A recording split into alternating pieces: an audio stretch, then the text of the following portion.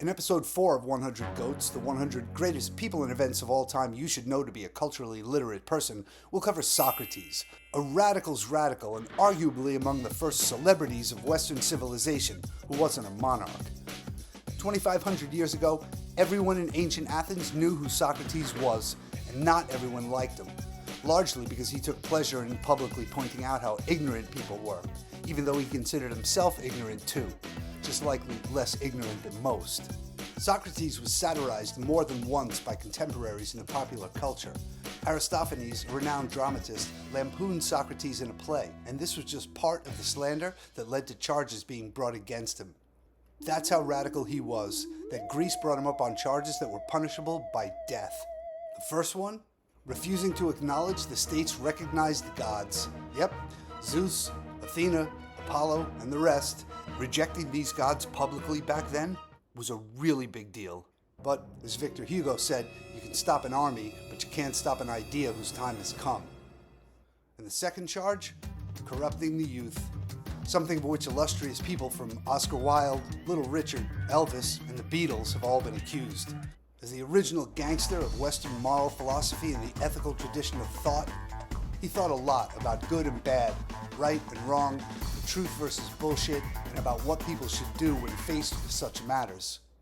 These three seemingly contradictory quotes from old Socrates offer a pretty fair insight into what he must have been like. 1. Know thyself. 2. Wisdom lies in knowing that we know nothing. And 3, which may be the most profound and radical thing he ever said, the unexamined life is not worth living. His Socratic method of logic can be described as a series of questions and responses leading inexorably to his conclusion that wisdom lies in knowing that we don't know anything. And it's widely understood that in his adult life he had sexual relations with young men, and the Greeks were, well, famous for their permissiveness in these matters. In fact, the relationship between teacher and pupil was considered a formal one, akin to marriage, and so sex between tutor and student was not only accepted, but even expected. Those were very different times. That was the midst of what is the classical period in ancient Greece, the 4th and 5th centuries BCE.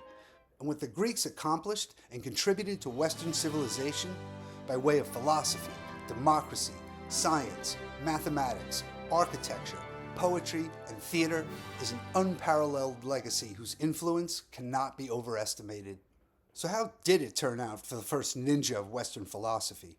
After a trial that lasted only a day, 280 members of the jury of 500 male citizens found Socrates guilty of impiety and corrupting the youth and sentenced him to death.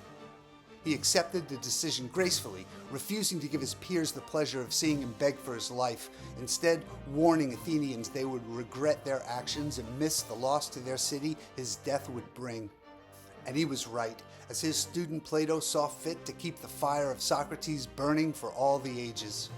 The night he was to be executed, its reported friends offered Socrates a chance to escape. He refused.